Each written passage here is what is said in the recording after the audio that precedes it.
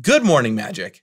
I'm Gavin Verhey from Wizards of the Coast, and Modern Horizons 2 is full of references to previous Magic cards.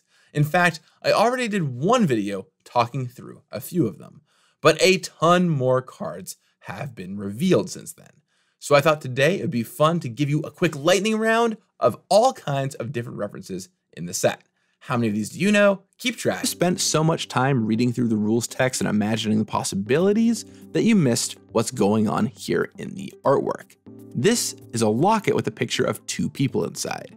Those people, Rain and Baron, also known as Hannah's parents. Next up, Sanctifier Onvek. Onvek is a name you might not have heard for a long time. It first showed up all the way back in Tempest Block as a group of humans on the plane of Wrath. Now, we did see another Onvek in Nemesis, but that's still been a really long time since the last Onvek. And speaking of things that's been a while since, one of the famous Onvek cards is Paladin Onvek, which hates on black and red, much like this Sanctifier Onvek. Thraben Watcher is a callback to Always Watching from the plane of Innistrad. You can even see all those angels in the artwork nestled and just waiting. Moving into blue, we have Arameba. Now this card might look a little goofy, but it's a callback to the card Aquamoeba, which was a staple in blue-green Madness decks back in the day. Next up, we have Ghostlit Drifter. This is a reference back to a cycle of creatures in Saviors of Kamigawa, which all had Ghostlit in the name. Each of these creatures had an ability that was on the creature, and you could also channel it for a one-shot use of that ability. And this is doing that exact thing here. The next one I'm including only because I know if I don't, somebody in the comments will ask me where it is. And that is Phantasmal Dreadmaw, which of course is a reference to Colossal Dreadmaw. Next we have Step Through, with the wild ability of Wizard Cycling. Now I know you're probably thinking, wow, this is the first instance of Wizard Cycling, but that's not quite right. This is a callback to the card Vedalken Aethermage from Future Sight, which, yep, had Wizard Cycling on it. Next up, we're between colors, so it seems as good a time as any to bring up the mythic rare Elemental Incarnation cycle. This is a cycle of creatures with Evoke and pretty awesome enters the battlefield abilities. Now Evoke first showed up in Lorwyn. And another thing that was in Lorwyn were elemental incarnations.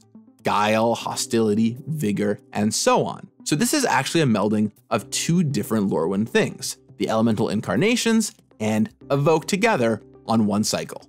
Next up, we have Bone Shards. Now this is a riff on the card Bone Splinters, which has shown up in a lot of different sets. But it first showed up in Shards of Alara, which is the same plane that Bone Shards is also set on. Next we have Dauthi Voidwalker. Much like the Onvek earlier, these are from Tempest Block. They are a race of creatures trapped in shadow. And this is the first one we've seen since Tempest Block all those years ago. Now the card Persist is a reference to the mechanic Persist, which brings a creature that dies back with a -1/-1 counter. But what you might not have realized is that mechanic first showed up in Shadowmoor. So here in the next up, Sudden Edict. All the way back in Time Spiral, there were these cards with Split Second that all had sudden in their name. For example, Sudden Shock, Sudden Spoiling, and Sudden Death. And Sudden Edict is a call back to those. The Edict part, of course, being a callback to cards like Diabolic Edict and Chainer's Edict.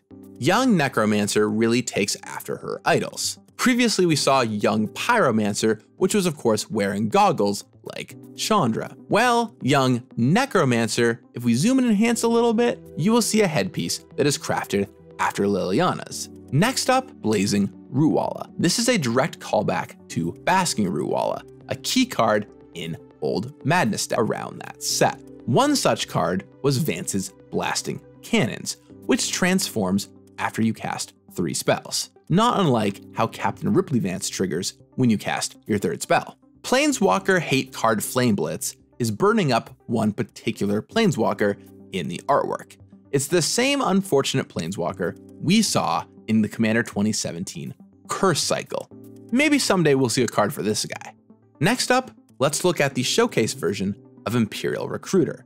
Now, if you've played much Cube, you know this card is good at finding either of the pieces of the combo for Kiki-Jiki Pestermite. So they're hiding in the art for this card. Look in the left for Kiki-Jiki and the right for Pestermite.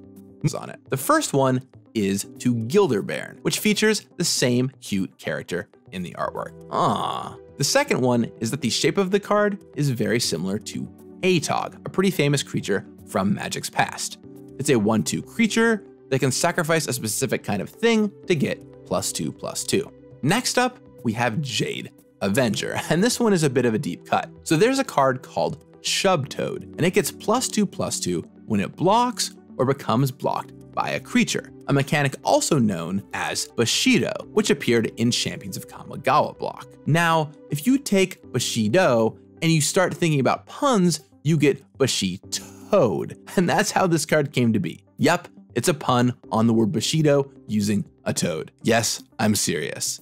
Sanctum Weaver is set on Theros and is an enchantment creature, but having the ability to tap for an amount of mana equal to the number of enchantments you control is also seen on the card Serra's Sanctum. See the connection there? And going into multicolored, we have Prophetic Titan, which is a direct reference to the card Prophetic Bolt. Really, that's the whole joke here, Prophetic Bolt.